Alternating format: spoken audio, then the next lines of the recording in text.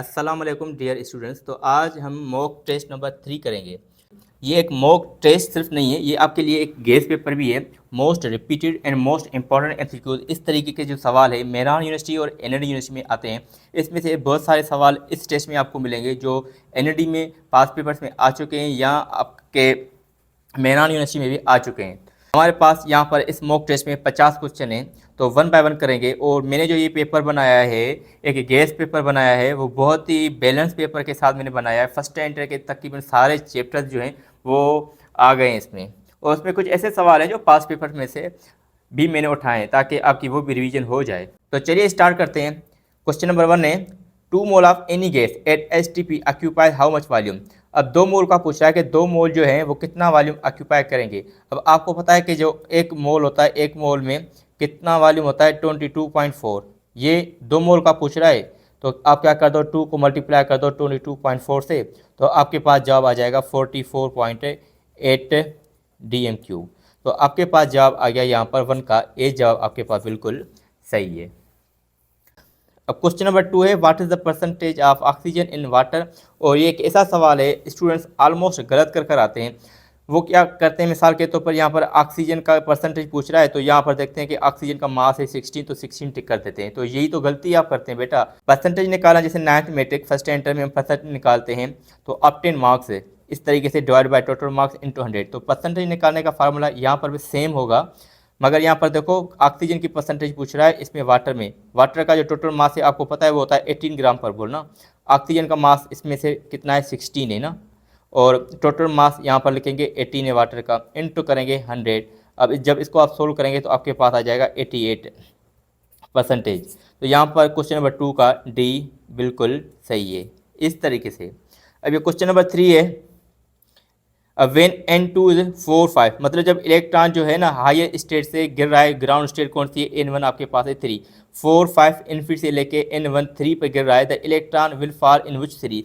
तो ये सीरीज पूछ रहा है। तो हम हाइड्रोजन स्पेक्ट्रम में सीरीज पढ़ते हैं, Lyman, Balmer, Paschen and Brackett Pfund series. तो इसको हम कैसे याद कर सकते हैं, देखो मैं यहाँ पर आपको ट्रिक बताता हूँ। ले लो बेटा पहले बोतल पी लो। अब हाइड्रोजन स्पेक्ट्रम की 5 सीरीज होती हैं, एक ए से लेमन, बी से बाल्मर, पी से पेकिन, बी से ब्रैकेट, पी से पीफन सीरीज।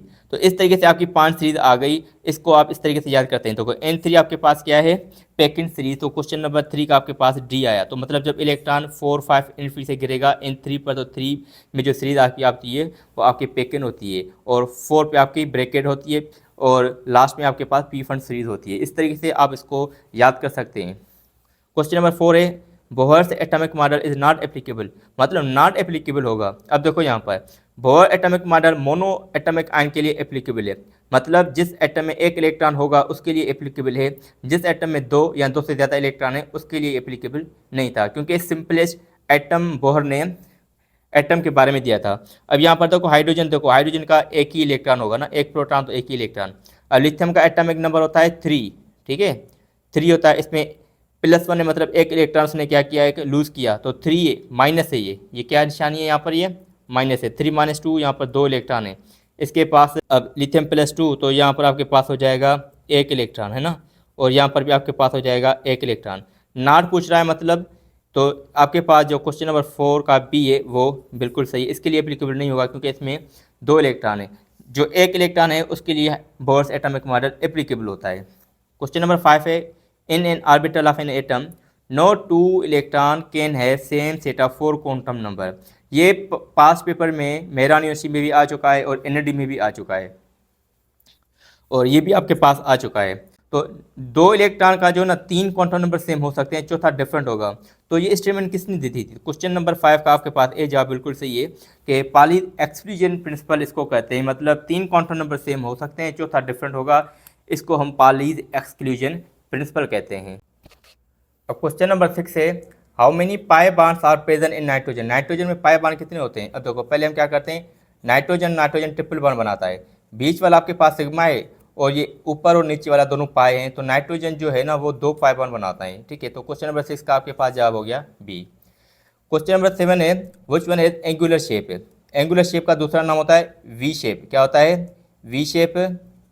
ये भी मैं आपको बता देता हूँ। और इसको हम कहते हैं बेंट। ठीक है, अब आप समझ ही गए होंगे कि एंगुलर शेप, वी शेप या बेंट शेप किसका होता है। तो सिंपल वाटर का होता है। अब वाटर का स्ट्रक्चर, दो उसके पास से लोन पेयर होते हैं, दो बॉन्ड पेयर होते हैं, इस तरीके से वो क्या होता है, इसका शेप बनता है। क्लियर है? तो ये वी शेप, उसको उल्टा करेंगे तो आपके पास ये वी शेप आ जाएगा। तो वाटर इसमें ऑप्शन 7 का डी अवेलेबल है।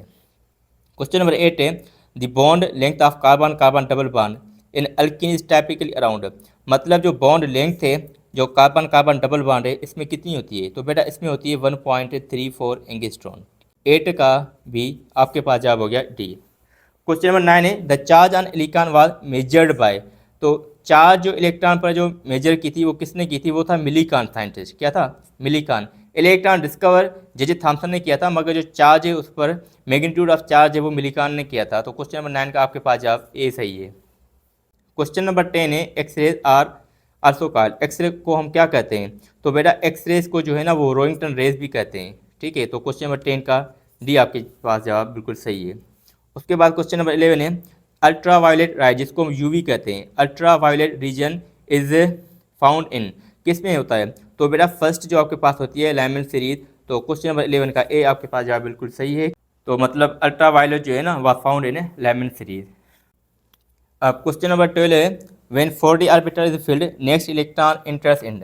अब ये इंटरेस्टिंग सवाल है कि जब 4d ऑर्बिटल फिल हो जाएगा तो जो नेक्स्ट इलेक्ट्रॉन होगा तो वो किस में जाएगा? तो इसके लिए हम क्या करते हैं, ये सीरीज बनाते हैं 1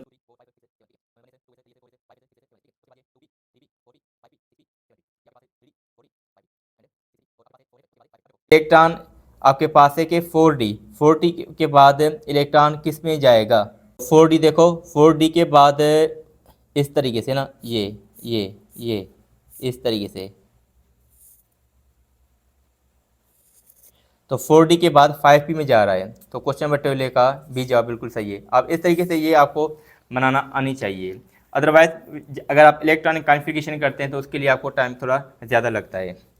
तो क्वेश्चन नंबर 12 का बी बिल्कुल सही है। अब ये है कि bore theory is not applicable for which of the following. Bore theory किसके लिए एप्लीकेबल नहीं है? अभी हमने ये सवाल किया था बोर जो थ्योरी है वो मोनोएटॉमिक आयन के लिए एप्लीकेबल है, तो ये सवाल रिपीट हो गया है। अब देखें जिसमें एक इलेक्ट्रॉन होगा उसके लिए एप्लीकेबल होगी, जिससे में एक इलेक्ट्रॉन से ज़्यादा होगा या कम होगा उसके लिए एप्लीकेबल नहीं होगी। तो देखो हाइड्रोजन का एक इलेक्ट्रॉन है तो इसके लिए एप्लीकेबल है। अब यहाँ पर हाइड्रोजन प्लस लिखा हुआ है, हाइड्रोजन प्लस का मतलब उसके पास एक इलेक्ट्रॉन था उसने वो भी लूज़ किया। अब यहाँ पर इसके पास 0 इलेक्ट्रॉन है तो इसके लिए एप्लीकेबल नहीं है। हीलियम के पास 2 होते हैं, एक इलेक्ट्रॉन लूज़ किया बाकी इसके पास है तो इसके लिए एप्लीकेबल है। लिथियम के पास एटॉमिक नंबर इसका 3 होता है, 2 ने उन्होंने किया बाकी अभी भी इसके पास एक इलेक्ट्रॉन इसके लिए करेगा। तो क्वेश्चन नंबर 13 का जवाब आपके पास भी बिल्कुल सही है। अब क्वेश्चन नंबर 14 है among the following which one has trigonal pyramidal shape. Trigonal pyramidal shape किसके पास होता है? तो बेटा जो ट्रायगोनल पिरामिडल होता है वो अमोनिया के पास होता है। इसके पास एक लोन पेयर होते हैं और 3 यहाँ पर ये इस तरीके से बॉन्ड पड़ता है जिसको हम कहते हैं ट्रायगोनल पिरामिडल शेप। तो यहाँ पर अमोनिया देखो जवाब है क्वेश्चन नंबर 14 का सी जवाब आपके पास बिल्कुल सही है। उसके बाद क्वेश्चन 15 है the total number of pi bonds in ethyne. Ethyne का पहले हम स्ट्रक्चर ड्रा करते हैं, कार्बन कार्बन ट्रिपल बॉन्ड। अब ये इथाइन हो गया, इथाइन में पाई बॉन्ड कितने हैं? अभी मैंने आपको बताया था ये बीच वाला सिग्मा, ऊपर और नीचे जो है ये पाई बॉन्ड होते हैं और सिग्मा बॉन्ड स्ट्रांगर होता है एज कम्पेयर टू पाई। तो इथाइन में आपके पास ना 2 यहाँ पर पाई बॉन्ड है। तो क्वेश्चन नंबर 15 का बी जवाब आपके पास बिल्कुल सही है। अब क्वेश्चन नंबर 16 है the volume of a gas would theoretically zero. Volume of a gas जो है ना वो थ्योरेटिकली जीरो होता है, मतलब जहाँ पर मॉलिक्यूलर मोशन सीज हो जाती है, स्टॉप हो जाती है, उसको हम कहते हैं टेम्परेचर है। तो वो आपके पास होता है -273 डिग्री सेंटीग्रेड या 0 केल्विन। तो 0 केल्विन बिल्कुल सही है आपके पास जवाब 16 का बी। ठीक है, अगर यहाँ पर होता ना -273 डिग्री सेंटीग्रेड तो ये ऑप्शन भी बिल्कुल सही था मगर दिया नहीं है। अगर यहाँ पर माइनस होता तो ये भी था। तो यहाँ पर क्वेश्चन नंबर 16 का बी जवाब बिल्कुल सही है। अब ये सवाल रिपीट हुआ है, ये सवाल रिपीट होता है और इम्पोर्टेंट सवाल है। ये सवाल एमडी गेट में भी 2 बार आ चुका है, जो 2024 में 2 बार टेस्ट हुई थी, दोनों में यही सवाल सेम था और ये हिट सवाल है, ऑलमोस्ट ये आता है, इंपॉर्टेंट सवाल है। कलेक्शन ऑफ अ गैस और वाटर इज एन एग्जाम्पल। तो डाल्टन्स लॉ जब हम पढ़ते हैं ये इसकी एप्लीकेशन होती है। क्वेश्चन नंबर 17 का बी जवाब बिल्कुल सही है। क्वेश्चन नंबर 18 है 27 degree centigrade temperature in kelvin will be. Kelvin में अगर मिसाल के तौर पर 27 डिग्री सेंटीग्रेड टेम्परेचर, केल्विन में क्या होगा, तो आपको पता है कि केल्विन जो होता है वो सेंटीग्रेड प्लस 273, ठीक है। अब यहाँ पर सेंटीग्रेड में कितना टेम्परेचर है, 27 प्लस क्या कर दो 273, तो आपके पास ये टोटल जो होता है 300 केल्विन हो जाता है। तो क्वेश्चन नंबर 18 का आपके पास ए जवाब बिल्कुल सही है। ये फार्मूला आपको कन्वर्जन है सिंपल टेम्परेचर की। ये क्वेश्चन नंबर 19 है, for gases behave ideally compressibility factor, इसमें क्या होता है वो 1 के बराबर होती है। ये ग्राफ आपके पास होता है और ये कंप्रेसिबिलिटी फैक्टर होता है जिसको Z से शो करते हैं, ये बराबर होता है 1, ठीक है। तो इसका जवाब 19 का ए ऑप्शन बिल्कुल सही है। क्वेश्चन नंबर 20 है, plasma is the state of matter, तो ये फोर्थ स्टेट ऑफ मैटर होती है, ठीक है। सॉलिड लिक्विड गैस उसके बाद फोर्थ स्टेट होती है, जो यहाँ पर क्वेश्चन नंबर 20 का बी जवाब बिल्कुल सही है। उसके बाद क्वेश्चन नंबर 21 है, which of the following show maximum surface tension, maximum surface tension कौन सा शो करा जिसकी बॉन्डिंग स्ट्रांग होती है, तो इथाइल अल्कोहल इसमें तो वैसे भी नहीं होती, ठीक है। तो वाटर और मरकरी इसमें स्ट्रांग बॉन्ड होता है। वाटर में क्या होता है, हाइड्रोजन बॉन्ड होता है, ठीक है। मगर यहाँ पर जो मरकरी है, मरकरी में मेटेलिक बॉन्ड है, तो प्राइमरी बॉन्ड आपके पास मेटेलिक होता है, ये स्ट्रांग होता है as compare to hydrogen bond. तो जिसमें बॉन्ड स्ट्रांग ज़्यादा होगा वो सरफेस टेंशन भी ज़्यादा क्रिएट करता है। तो यहाँ पर क्वेश्चन नंबर 21 का बी जवाब बिल्कुल सही है, और ये एमटीकेट में भी आया हुआ है। लाजमी बात है, ये जब टेस्ट में यहाँ पर ये कर रहा हूँ तो एमटीकेट के स्टूडेंट भी दे सकते हैं, इंजीनियरिंग के स्टूडेंट भी दे सकते हैं। लाजमी नहीं है जो एमटीकेट में आया हुआ हो इंजीनियरिंग में आया हो, मगर इंपॉर्टेंट एमसीक्यूज है ना, यहाँ पर मैं आपको करवा रहा हूँ। कुछ ऐसे एमसीक्यूज होते हैं ताकि वो ऑलमोस्ट हर यूनिवर्सिटी वो ऐसे ही दे, उनका पैटर्न होता है और क्वेश्चंस का लेवल होता है इस तरीके से। क्वेश्चन नंबर 22 है, a non polar molecule with bigger size will experience, a non polar molecule है, ठीक है। मिसाल के तौर पर फ्लोरीन है नॉन पोलर है, ठीक है, क्लोरीन है नॉन पोलर, इस तरीके से ना। विथ बिगर साइज, अगर बिगर साइज होगा वो क्या करेगा, तो बेटा ये लंदन डिस्पेशन फोर्स होता है, जितने आपके पास है मालिक्यूल ज़्यादा होगा उसमें लंदन डिस्पेशन फोर्स ज़्यादा होगी। तो फ्लोरीन, क्लोरीन, ब्रोमीन, आयोडीन, ठीक है, सबसे ज़्यादा जो लंदन डिस्पेशन फोर्स पाई जाती है ना आयोडीन में होती है। जितने प्रोटॉन उतने इलेक्ट्रॉन, जितने ज़्यादा इलेक्ट्रॉन उतनी ज़्यादा मतलब कि जो ना वो लंदन डिस्पेशन फोर्स होती है। तो यहाँ पर इसका 22 का आपके पास होगा लंदन डिस्पेशन फोर्स है, तो 22 का ए जवाब बिल्कुल सही है। उसके बाद है डायमंड, डायमंड किसकी एग्जांपल है, simple diamond is example of covalent solid, 23 का जवाब बी बिल्कुल सही है। अब क्वेश्चन नंबर 24 है, graphite can conduct electricity in one direction, ठीक है। ग्रेफाइट जो है ना एक डायरेक्शन में इलेक्ट्रिसिटी कंडक्ट करता है, दूसरे में नहीं करता। तो मतलब डिफरेंट फिजिकल प्रॉपर्टीज हम अगर हम कहें प्रॉपर्टीज इन डिफरेंट डायरेक्शन हम कहते हैं, उसको हम कहते हैं एनआइसोट्रॉपी। तो क्वेश्चन नंबर 24 का सी जवाब बिल्कुल सही है। याद रखना ग्रेफाइट जो है ना वो एक ही डायरेक्शन में करता है, दूसरी डायरेक्शन में इलेक्ट्रिसिटी कंडक्ट नहीं करता। क्वेश्चन नंबर 25 है, formation of ammonia bye Haber process. पहली बात तो आपको फॉर्मेशन ऑफ अमोनिया जो होती है ना, आपको ये याद करना है कि कौन सा प्रोसेस होता है, ये सवाल इंपॉर्टेंट है, हैबर प्रोसेस पे, ठीक है। अब ये पूछ रहा है जो हैबर प्रोसेस होता है मगर एक्सोथर्मिक रिएक्शन है या एंडो, तो बेटा एक्सोथर्मिक रिएक्शन होता है, 25 का जवाब बी है। कैसे, यहाँ पर नाइट्रोजन जब हाइड्रोजन के साथ रिएक्शन करता है तो ये रिवर्सिबल रिएक्शन है, ठीक है। और यहाँ पर कैटलिस्ट भी आयरन होता है, ये भी याद रखना। तो ये बनेगा अमोनिया, क्या बनेगा अमोनिया। तो ये यहाँ पर जो डेल्टा एच होता है वो नेगेटिव होता है, तो जब डेल्टा एच नेगेटिव हो तो मतलब वो एक्सोथर्मिक रिएक्शन है। अब ये इंपॉर्टेंट सवाल है, क्वेश्चन नंबर 26 है, मोस्ट इंपॉर्टेंट सवाल है, what happens to the value of KC. और ये सवाल स्टूडेंट्स गलती कर देते हैं, क्योंकि वो जो केसी पढ़ते हैं ना वो कहते हैं बस जैसे टेम्परेचर प्रेशर होता है कंसंट्रेशन है उनका फैक्टर होता है। मिसाल के तौर पर कंसंट्रेशन बढ़ा दें या आप प्रेशर बढ़ा दो तो रिएक्शन फॉरवर्ड या बैकवर्ड इस तरीके से। तो मतलब वो अगर मैं कहूँ कि कैटलिस्ट डालूंगा तो स्टूडेंट ये समझ लेते हैं कि रिएक्शन फॉरवर्ड जाएगा, मगर याद रखें आपके पास है कैटलिस्ट का क्या काम क्या होता है। कैटलिस्ट बेटा एक याद रखना, पहले सवाल को समझ लेते हैं। What happens to the value of KC, KC की वैल्यू पे क्या इंपैक्ट आएगा जब आप कैटलिस्ट ऐड करें, when a catalyst is added to a chemical system at equilibrium. Chemical system में जब आप एक इक्विलिब्रियम रिएक्शन है उसमें आप कैटलिस्ट डालेंगे तो केसी पे क्या इंपैक्ट आएगा, बेटा केसी पे कोई इंपैक्ट नहीं आएगा, मगर रिएक्शन क्या होता है, रिएक्शन स्पीड अप हो जाएगा, ठीक है। या तो स्पीड अप हो जाएगा या स्लो डाउन हो जाएगा, या स्पीड अप या स्लो डाउन, ठीक है। तो मतलब ये दो काम करते हैं बस, ना तो रिएक्शन को फॉरवर्ड ना बैकवर्ड, ठीक है। तो इनका कोई काम नहीं होता है फॉरवर्ड और बैकवर्ड में, सिंपली क्या करते हैं रिएक्शन को फास्ट कर देते हैं बस। तो क्वेश्चन नंबर 26 का देखो, केसी इंक्रीज होगी, डिक्रीज होगी, बिकम जीरो, रिमेन अनचेंज। केसी पे कोई भी इसका इम्पैक्ट नहीं आता।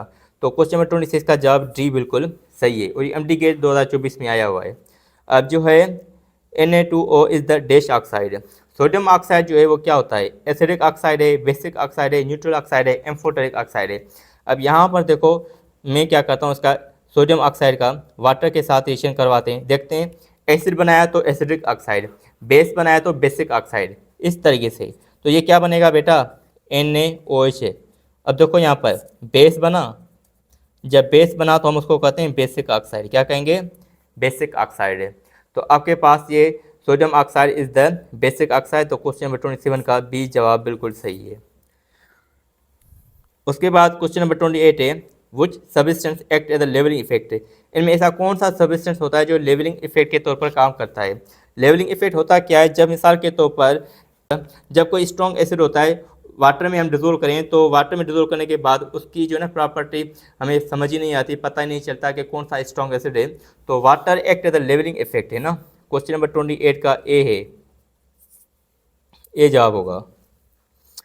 अब ये है, which of the following does not alter the pH of solution. कौन सा ऐसा सॉल्यूशन है जो पीएच को चेंज नहीं करेगा। अब देखो, अगर मिसाल के तौर पर कोई सॉल्यूशन है, आप उसमें एसिड ऐड करते हैं या बेस ऐड करते हैं, तो उसकी पीएच चेंज हो जाती है। तब मगर शर्त ये या तो एसिड हो या बेस हो। अब ये आपके पास है, एसिडिक सॉल्यूशन बनाते हैं, तो अगर ये आप ऐड करेंगे तो पीएच चेंज होगी। ये आपके पास बेसिक सॉल्यूशन बनाते हैं, ये अगर आप ऐड करेंगे तो पीएच चेंज होगी। ये HCl तो वैसे ही एसिड है, स्ट्रॉन्ग एसिड है, ये अगर आप ऐड करें तो पीएच चेंज होगी। ये आप देखो NaCl नमक है, साल्ट है, न्यूट्रल है। तो न्यूट्रल अगर मिसाल के तौर पर आप चीज़ ऐड करेंगे तो पीएच उसकी चेंज नहीं होगी, क्योंकि ये न्यूट्रल है।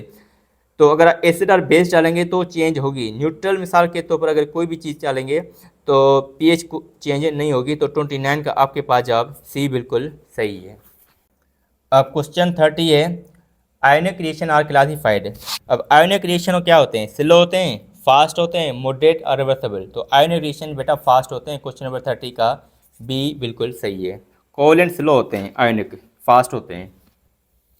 अब ये है 31, the unit of rate constant, rate constant मतलब के का unit for the first order reaction. First order reaction में रेट कांस्टेंट का यूनिट पूछ रहा है। अब फर्स्ट ऑर्डर रिएक्शन की इसने इक्वेशन नहीं दी, तो हम क्या करते हैं, इसका सपोजिशन ले सकते हैं। ये फर्स्ट ऑर्डर रिएक्शन का रेट ला हो गया। ऑर्डर ऑफ रिएक्शन क्या होता है, सम ऑफ एक्सपोनेंट ना, या पावर। अब यहाँ पर कुछ भी नहीं है, मतलब 1 है, तो ये फर्स्ट ऑर्डर रिएक्शन हो गया। अब इसका यूनिट निकालेंगे, क्या ये आपके पास रेट कांस्टेंट है, इसका यूनिट निकालेंगे। ये कंसंट्रेशन, ये रेट कांस्टेंट, ये रेट ऑफ रिएक्शन भी कहते हैं। अब पूरा ये आपके पास रेट ला आ गया ना। तो क्या करते हैं, के का यूनिट, तो के को मैं यहाँ पे लिख सकता हूँ। जो चीज़ मल्टीप्लाई और नीचे जाके डिवीजन में चली जाएगी, और ऊपर आपके पास ये आर हो गया, rate of reaction. Rate of reaction का जो यूनिट होता है वो होता है मोलरिटी पर सेकंड। अब ये कंसंट्रेशन है, तो कंसंट्रेशन का यूनिट भी ये मोलरिटी। मोलरिटी के साथ कैंसिल हो गया, ये आपके पास बचा सेकंड, ऊपर जाएगा तो ये इन्वर्स हो जाएगा। तो क्वेश्चन नंबर 31 का ए आपके पास है, बिल्कुल सही जवाब है। अब क्वेश्चन नंबर 32 है, heat transfer can not be feasible across the boundary. Heat transfer किसमें नहीं होती, ओपन क्लोज आइसोलेटेड सिस्टम में।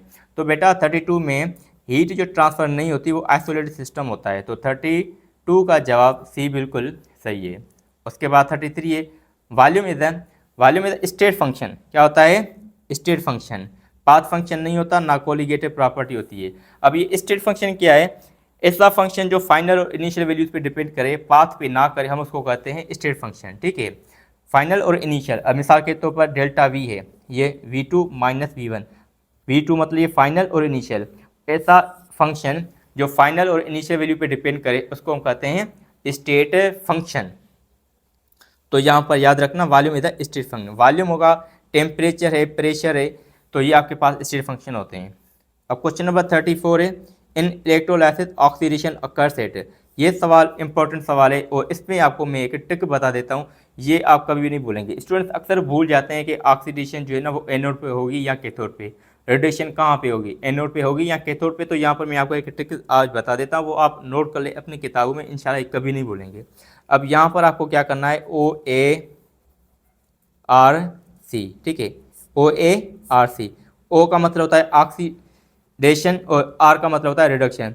ऑक्सीडेशन एनोड पे होगी, A एनोड है, C कैथोड है, ऑक्सीडेशन एनोड पे होगी। अब ये पूछ रहा है ऑक्सीडेशन, तो ए नोड पे होगी, तो देखो यहाँ पर ए ऑप्शन है आपके पास, तो 34 का ए। अगर यहाँ पे मैं पूछूं कि रेडिएशन कहाँ पे होगी, तो आप जवाब देंगे कैथोड पे, इस तरीके से।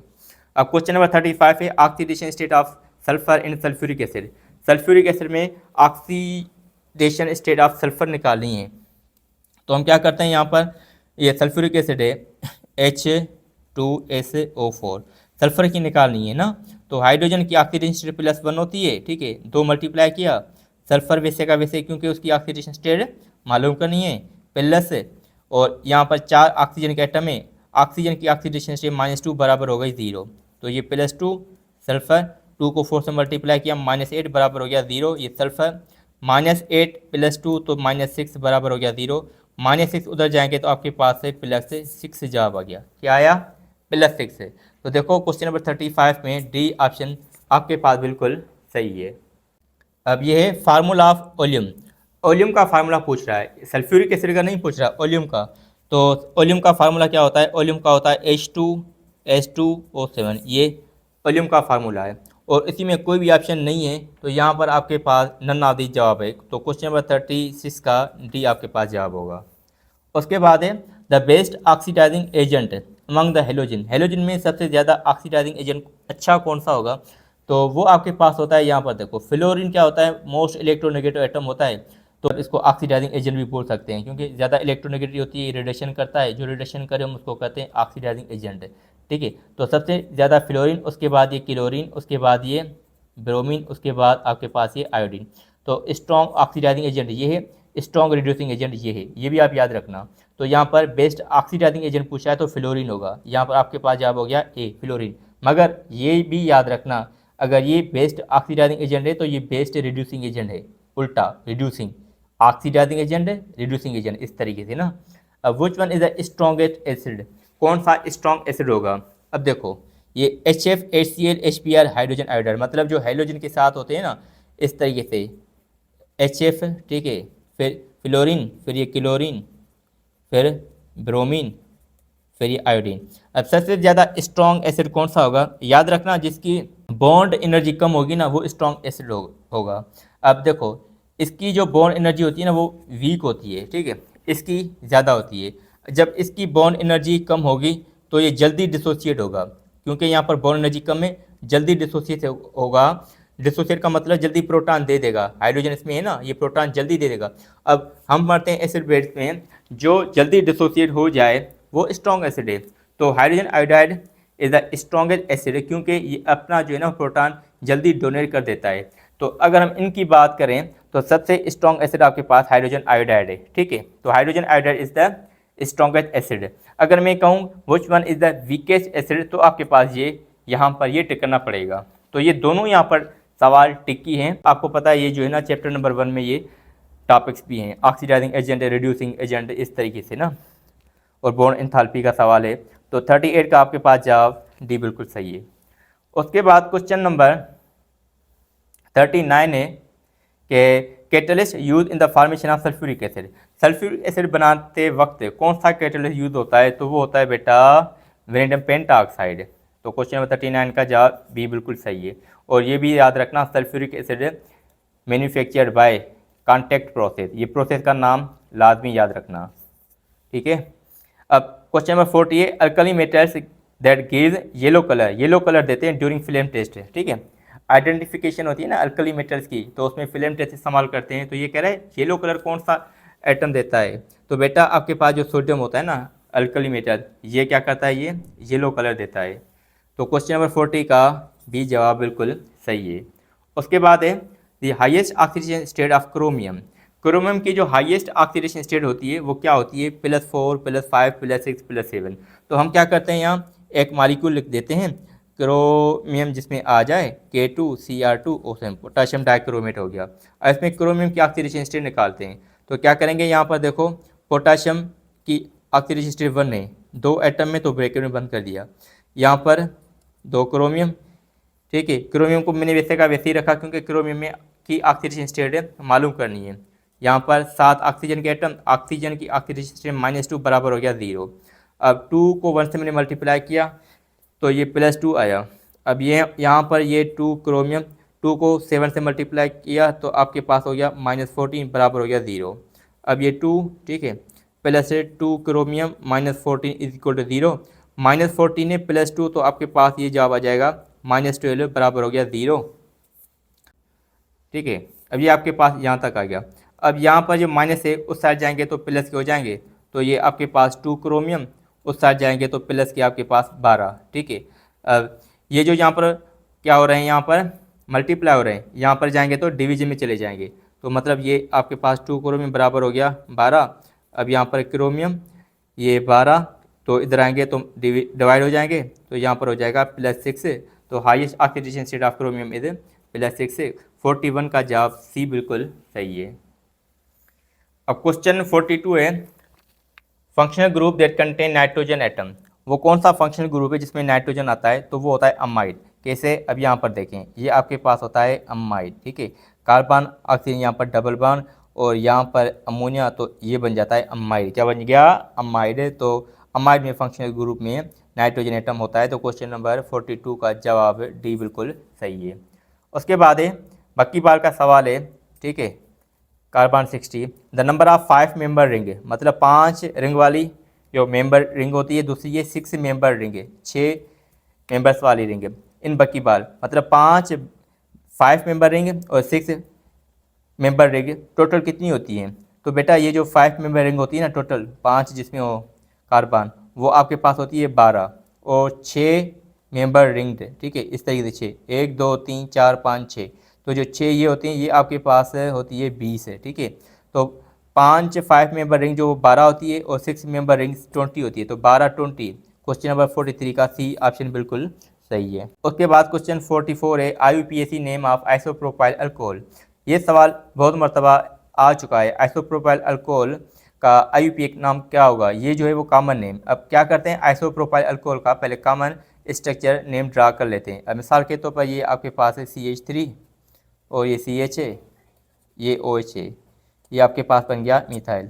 अब इसको नंबरिंग दे देते हैं। ठीक है, 1 2 3, तो देखो 1 2 3। ठीक है, प्रोपेन OH जो मतलब अल्कोहल ग्रुप है, सेकंड कार्बन है, तो हमको कहते हैं 2 प्रोपनोल। क्या कहेंगे, 2 प्रोपनोल। यहाँ प्रोपेन 2L है, तो 2 प्रोपनोल देखो इसमें है। क्वेश्चन नंबर 44 का बी ऑप्शन बिल्कुल सही है, इसमें ऑप्शन है। उसके बाद है 45, formula of saturated hydrocarbon. Saturated hydrocarbon का मतलब होता है सिंगल बॉन्ड है। ठीक है, अब C4H8, अब स्टूडेंट पता है क्या बोलते हैं, इनको अनसेचुरेट करते हैं और इसको ब्यूटीन कर देते हैं। मेरा ये जवाब गलत है, इट शुड बी। अब ये कह रहा है सेचुरेट मतलब जिसमें सिंगल बॉन्ड होगा। अब कैसे, साइक्लोब्यूटेन इसमें सही है। अब इस तरीके से इसका स्ट्रक्चर बन जाता है। ये ट्रिकी सवाल है, मगर स्टूडेंट इसको पढ़ते नहीं है, डायरेक्ट ये C4H8 वो कहते हैं ब्यूटेन बनेगा, ब्यूटीन नहीं होगा, ये साइक्लोब्यूटेन बनेगा। 1 2 3 4, 4 कार्बन, हाइड्रोजन 8 है, 2 2 2 2, टोटल मिलाओगे तो 8 हाइड्रोजन भी हो गए, तो साइक्लोब्यूटेन है। 45 का डी बिल्कुल सही है। उसके बाद 46 है, which of the following composition justifies secondary alkyl halide. Secondary alkyl halide कौन सा जस्टिफाई करेगा। अब सेकेंडरी अल्काइल हैलाइड यहाँ पर इस तरीके से बनेगा, पहले मैं डायरेक्ट बना देता हूँ। ठीक है, ये आपके पास है बन गया सेकेंडरी हैलाइड है, तो यहाँ पर हेलोजन। अब देखो कार्बन के दोनों तरफ रेडिकल हैं, तो ये सेकेंडरी बन गया और इसकी कार्बन की वैलेंसी भी बिल्कुल सही है। तो यहाँ पर मैं क्या करता हूँ, ये हटा देता हूँ। अब देखो बिल्कुल वैलेंस सही है, 1 2 3, ये हाइड्रोजन भी हो गया। अब ये कार्बन की वैलेंसी भी बिल्कुल सही है। अब देखो यहाँ पर R2, ठीक है, फिर ये CH, उसके बाद X है। अब देखो ये है R2CH X है, तो 46 का बी ऑप्शन बिल्कुल सही है। क्वेश्चन 47 है, which of the following is trihydric phenol. Trihydric phenol, trihydric मतलब 3 OH ग्रुप होते हैं। तो हम क्या करते हैं, यहाँ पर फिनोल पहले बना लेते हैं इस तरीके से, ये फिनोल बन गया। ठीक है, अब ये आपके पास फिनोल, अब फिनोल बन गया, 3 OH ग्रुप हैं। मैं क्या करता हूँ, यहाँ पर एक लगा देता हूँ और यहाँ पर भी मैं बना लेता हूँ। अब ये जो आपके पास होता है, इसको वैसे हम कहते हैं IUPAC अगर हम नाम दें तो 1 2 3 1 2 3 आपके पास ये OH ग्रुप आपने यहाँ पर काउंट किया, तो अब इसको बेंजीन कंसीडर कर दो। ये आपके पास हो जाएगा बेंजीन ट्राइओल। ठीक है, ट्राइओल मतलब 3 OH है, ये बेंजीन हो गई, ये बेंजीन 3 OH ग्रुप है, तो 1 2 3 बेंजीन ट्राइओल। तो बेटा वैसे जो कॉमन नाम इसका होता है वो होता है पायरोगलोल। 47 का सी ऑप्शन बिल्कुल सही है। तो पायरोगलोल आप याद करें, दूसरा रेसोल्यूथिनोल भी याद करें, ये इंपॉर्टेंट है। इन सब के स्ट्रक्चर आपको आनी चाहिए। और इसके अलावा जो मोस्ट इंपॉर्टेंट होता है वो होता है पिक्रिक एसिड, जिसको हम 2,4,6 ट्राइनाइट्रोफिनोल भी कहते हैं। अब क्वेश्चन 48 है, Lucas reagent is the mixture of है। ल्यूकास रीजन किसका मिक्सचर होता है? तो बेटा ल्यूकास रीजन जो मिक्सचर होता है ना, वो होता है आपके पास है जिंक क्लोराइड प्लस HCl, ठीक है। तो इस मिक्सचर को हम कहते हैं ल्यूकास रीजन, जो को प्राइमरी सेकंड या टर्शियरी अल्कोहल को डिफ्रेंशिएट करने के लिए इस्तेमाल होता है। तो 48 का जवाब आपके पास है सी, बिल्कुल सही है। 49 है, carboxylic acid stronger acid than. Carboxylic acid जो है ना, वो एक मिनरल एसिड नहीं है, ये ऑर्गेनिक एसिड है। तो ये आपके पास मिनरल एसिड है, ये एसिड है, ये एसिड है, ये तीनों मिनरल एसिड है। तो कार्बोक्सिलिक एसिड इनसे स्ट्रॉन्ग नहीं होगा, ये आपके पास जो है ना इनसे स्ट्रॉन्ग होगा। तो 49 का जवाब बिल्कुल बी सही है। ये मिनरल एसिड है, ये स्ट्रॉन्ग होते हैं, कार्बोक्सिलिक एसिड है। मगर ये कह रहा है कार्बोक्सिलिक एसिड स्ट्रॉन्गर देन, तो वो आपके पास ये इथेनॉल है। उसके बाद 50 है, total number of alpha amino acid. तो अल्फा अमाइनो एसिड जो टोटल होते हैं वो बेटा 22 होते हैं। तो क्वेश्चन नंबर 50 का बी जवाब हो गया। अब मैंने जो है ना वो मॉक टेस्ट 1 भी किया है, 2 भी किया है, ये आपके पास 3 है। क्लियर है? तो पास्ट पेपर भी मैंने डिस्कस किए हैं। तो अब क्या करें, आप ने सिलेबस भी आपने देखा हुआ है कि क्या आ रहा है केमिस्ट्री का। तो यहाँ पर टोटल जो मैंने मॉक टेस्ट में 150 क्वेश्चन किए हैं प्लस पास्ट पेपर, तो टोटल ऑलमोस्ट मिला के 200 हो जाते हैं। तो ये इंपॉर्टेंट MCQ हैं। और आप क्या करें, अगर आप चाहते हैं कि मैं और ज़्यादा मॉक टेस्ट तैयारी के लिए बनाऊं, तो कमेंट सेक्शन में कमेंट करके बताएं।